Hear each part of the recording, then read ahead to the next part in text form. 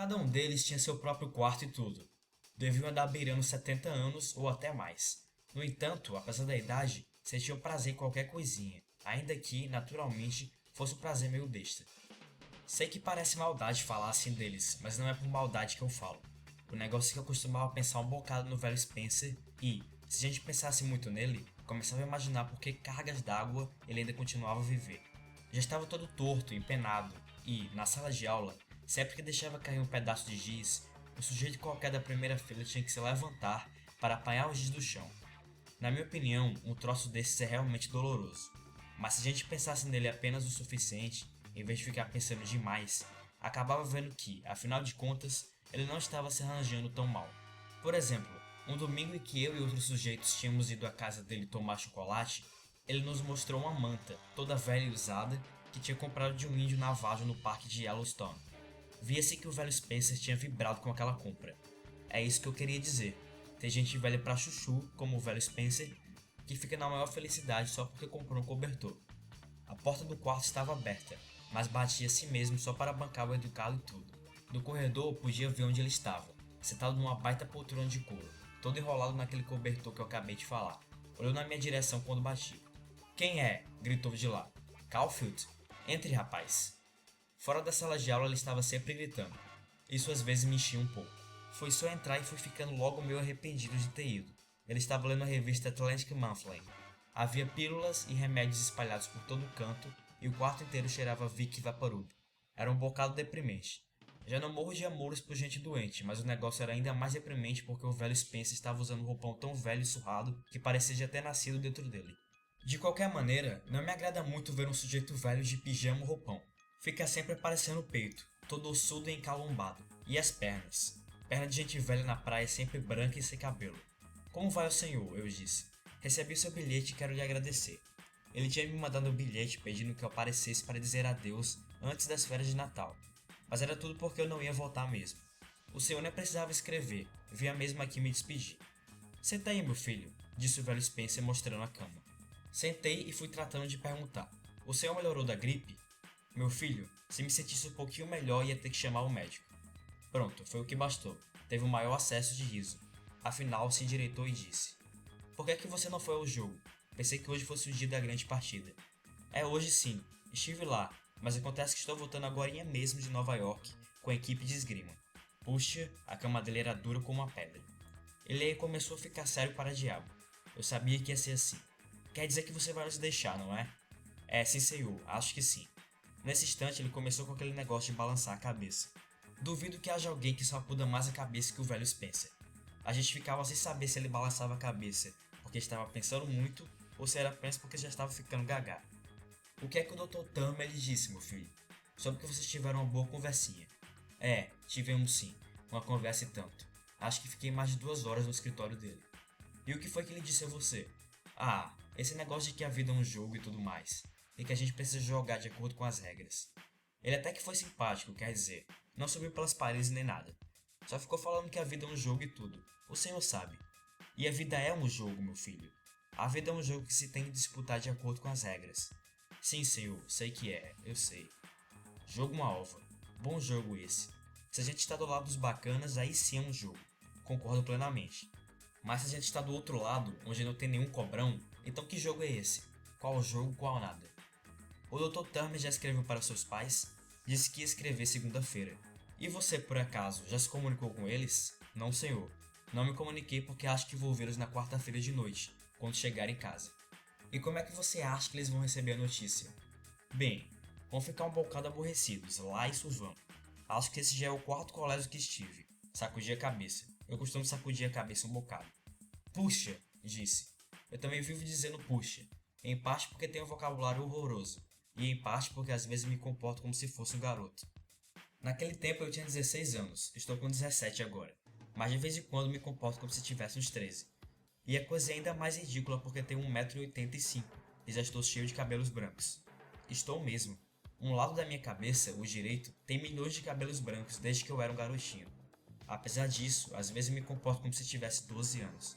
É o que todo mundo diz, principalmente meu pai. Até certo ponto é verdade, mas não é totalmente verdade. As pessoas estão sempre pensando que alguma coisa é totalmente verdadeira. Eu nem ligo, mas tem horas que fico chateado quando alguém vem dizer para me comportar como um rapaz da minha idade. Outras vezes me comporto como se fosse bem mais velho, no duro, mas aí ninguém repara. Ninguém nunca repara em coisa nenhuma. O velho Spencer começou a sacudir a cabeça de novo. Começou também a limpar o nariz. Fingiu que estava só coçando, mas enfiou mesmo o dedão lá dentro. Acho que ele pensou que não fazia mal, porque só eu estava no quarto. Não que eu me importasse, só que é um bocado desagradável ficar olhando alguém limpar o nariz. Aí ele disse: tive o privilégio de conhecer seu pai e sua mãe quando eles tiveram aquela conversinha com o Dr. Turner, algumas semanas atrás. São excelentes pessoas. É sim, eles são muito bons. Excelente. Se há uma palavra que eu odeio é essa. Falso como que. Só de ouvir me dá vontade de vomitar. Então, de repente, o velho Spencer ficou com a cara de quem tinha uma coisa especial. Algo de verdadeiramente fabuloso para me dizer. Endireitou-se todo na poltrona e virou mais para o meu lado. Mas não passou de um rebate falso. Só fez mesmo apanhar o Atlantic Monthly do colo e tentar jogá-lo em cima da cama, ao meu lado. Só tem que errou. Por uns 5 centímetros, mas errou. Levantei, apanhei a revista do chão e pus sobre a cama. De uma hora para outra me deu uma vontade danada de dar o fora. Estava para chegar um sermão daqueles. Isso eu ainda aguentava, mas de ouvir o sermão, sentindo o cheiro de Vic Vaporub e vendo o velho Spencer de pijama e roupão, tudo ao mesmo tempo, isso também já era demais. Mas o negócio começou mesmo. O que é há com você, rapaz? Disse o velho Spencer, com a voz um bocado severa, o que não era muito do estilo dele. Quantas matérias você tinha neste semestre? 5. 5. Está sendo reprovado em quantas? 4. Mexi a bunda na cama, um pouquinho para o lado. Era a cama mais dura que eu já havia sentado toda a minha vida. Passei em inglês, disse. Já tinha estudado esse troço todo de literatura quando estava no colégio Wooten. Quer dizer, não tinha quase nada para fazer em inglês, a não ser escrever umas redações de vez em quando. Ele nem estava me escutando. Quase nunca prestava atenção quando a gente dizia alguma coisa. Reprovei o História porque você não sabia absolutamente nada. Eu sei disso, professor. O senhor não podia fazer nada. Absolutamente nada, repetiu. Isto é um troço que me deixa maluco. Quando uma pessoa repete a mesma coisa, desse jeito, depois que a gente já concordou na primeira vez. Ele aí disse pela terceira vez, mas absolutamente nada. Duvido mesmo que você tenha aberto o livro a única vez durante todo o ano. Então, abriu ou não abriu? Vamos, rapaz, diga a verdade. Bem, dei umas lidas de vez em quando, respondi-lhe. Não queria magoar o velho, ele era biruta por história. Deu umas lidas, não foi? Disse ele com a voz sarcástica para Chuchu. Sua prova está ali, em cima da cômoda, bem no alto da pilha. Traga-la aqui, por favor. Era mesmo um golpe sujo, mas fui até lá e entreguei a folha a ele. Não tinha mesmo outra saída. Sentei outra vez na cama de cimento. Puxa, ninguém pode imaginar como eu estava arrependido de ter ido até lá me despedir do velho. Pegou na prova como se fosse titica ou coisa que o valha. Estudamos os egípcios de 4 de novembro a 2 de dezembro. Você mesmo escolheu os egípcios como tema de dissertação.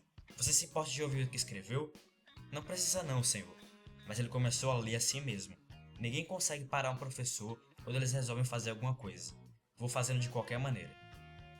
Os egípcios eram uma raça antiga de caucasianos que habitavam das regiões do norte da África. A África, como todos sabem, é o maior continente do hemisfério oriental. Eu tinha que ficar lá sentado, ouvindo aquela baboseira toda. Era a mesma sujeira dele. Os egípcios são extremamente interessantes para nós, nos dias de hoje, por várias razões. A ciência moderna ainda gostaria de saber quais os ingredientes secretos que os egípcios empregavam quando embrulhavam os mortos, para que seus rostos não apodrecessem ao longo dos séculos sem fim. Esse interessante enigma permanece ainda no século XX como desafio à ciência moderna. Parou de ler e pôs a prova no colo. Eu estava começando a ficar com a raiva danada dele. Sua dissertação, se é que devemos chamá-la assim, acaba aqui, disse ele naquela voz sarcástica. Ninguém imaginaria que um cara tão velho pudesse ser tão sarcástico e tudo. Entretanto, você escreveu meu bilhetinho no pé da página. Eu sei, professor. Fui dizendo bem depressa para ver se ele não começava a ler também aquilo. Mas ninguém podia fazer ele parar. O homem estava mais aceso que um busca-pé. Caro professor Spencer, começou a ler em voz alta.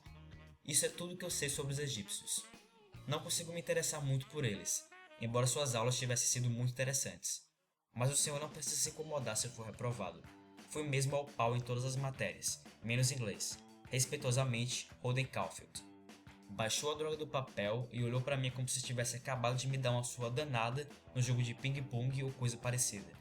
Acho que nunca poderei perdoar o velho por ter lido aquela porcaria toda em voz alta.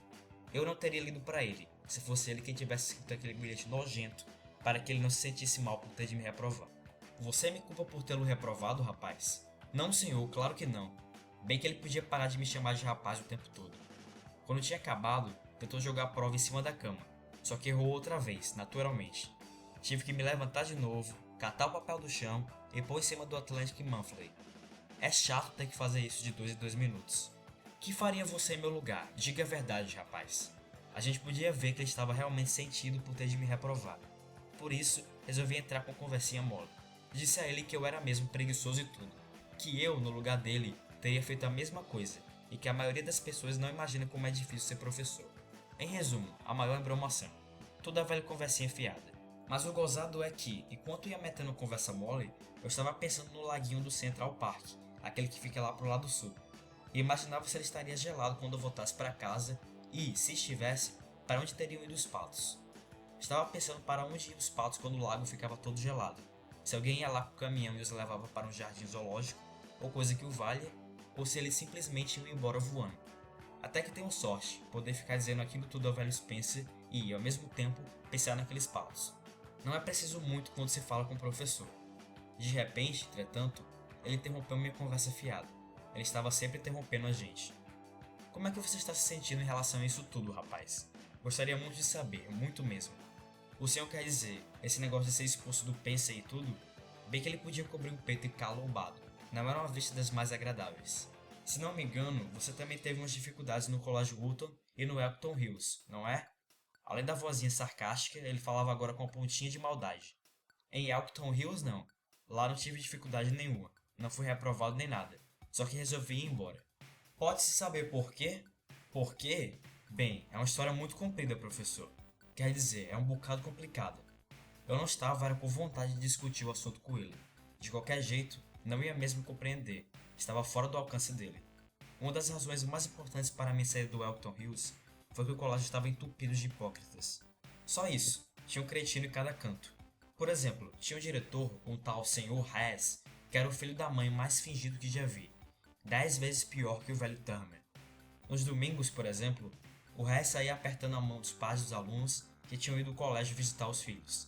Aí era simpático para burro e tudo mais, exceto se os pais de algum garoto fossem meio esquisitos. Era preciso ver o que ele fazia com os pais de meu colega de quarto. Se a mãe de um menino fosse meio gordona ou suburbana, ou se o pai fosse um desses sujeitos que usam ternos com ombreira ou sapatos de 2 cores, aí então o velho Hess dava-lhes um simples aperto de mão, um sorriso hipócrita e passava adiante para conversar, às vezes durante quase meia hora, com os pais de outro aluno qualquer. Não tolero um troço desses, fico maluco de raiva. Uma coisa dessas me deprime tremendamente, eu odiava aquela droga daquele colégio. O velho Spencer perguntou alguma coisa, mas não ouvi. Estava pensando no velho Hess. O que, professor? Você não sente nenhum remorso por deixar o Pensey? Ah, sinto sim, de verdade. Mas não muito. Pelo menos até agora não. Acho que a coisa ainda não me tocou de fato. É preciso algum tempo para que um troço me atinja realmente. Só estou pensando agora em voltar para casa quarta-feira. Sei que não tem um jeito mesmo. Você não se preocupa nem um pouco com o seu futuro, rapaz? Me preocupo sim, evidentemente. Pensei um bocado no assunto, mas não muito, eu acho. Não muito. Pois você ainda vai se preocupar. Vai mesmo, rapaz. Você vai se preocupar quando já for tarde demais. Não gostei de ouvi-lo dizer isso. Era como se eu estivesse morto ou coisa que o valha. Deprimente pra burro. É, acho que sim, respondi. Eu gostaria de pôr um pouco de juízo nessa tua cabeça, rapaz. Estou tentando ajudá-lo. Estou tentando ajudá-lo tanto quanto posso. Estava mesmo, isso a gente podia ver. Mas o caso é que vivíamos em mundos diferentes. Sei que o senhor está tentando me ajudar, professor. Muito obrigado. No duro, estou muito agradecido ao senhor. Aí tratei de me levantar da cama. Puxa, não aguentava ficar sentado ali mais 10 minutos, nem que fosse para salvar minha vida. Acontece que eu preciso ir andando agora. Tenho uma porção de troços no ginásio e preciso apanhar tudo para levar para casa. Ele olhou para mim e começou a sacudir a cabeça outra vez, com aquele olhar muito sério no rosto. De repente senti uma pena danada do velho, mas não podia continuar ali. Do jeito que nós estávamos em mundos diferentes, do jeito que ele continuava a errar a cama toda vez que jogava alguma coisa em cima dela, com aquele roupão velho e triste, o peito de fora, o cheiro penetrante de Vic Vaporub enchendo o quarto todo. Olha, professor, não se preocupe por minha causa. No duro, tudo vai acabar bem. Só que agora estou atravessando uma crise. Todo mundo tem suas crises e tudo, não é? Não sei, rapaz, não sei. Fico danado quando alguém me responde assim. Não, é assim mesmo, todo mundo tem suas fases. No duro, professor. Não se preocupe por minha causa. Pus a mão no ombro dele, assim meio sem jeito. Não quer tomar uma xícara de chocolate quente antes de ir embora? A patroa teria. Bem que gostaria, no duro. Mas é um negócio que tenho de ir andando. Tenho que ir direto ao ginásio. Mas obrigado, professor. Muito obrigado. Aí trocamos um aperto de mão e essa coisa toda. O troço me deixou triste pra diabo. Vou escrever para o senhor. Agora vê se o senhor fica bom dessa gripe. Adeus, rapaz. Depois que fechei a porta e fui andando para a sala, ele ainda gritou alguma coisa para mim, mas não pude entender direito. Tenho certeza quase absoluta que ele gritou boa sorte. Espero que não. Tomara que não tenha sido isso. Eu nunca gritaria boa sorte para ninguém. Se a gente pensa um pouquinho na coisa, vê que um troço desse soa um bocado mal.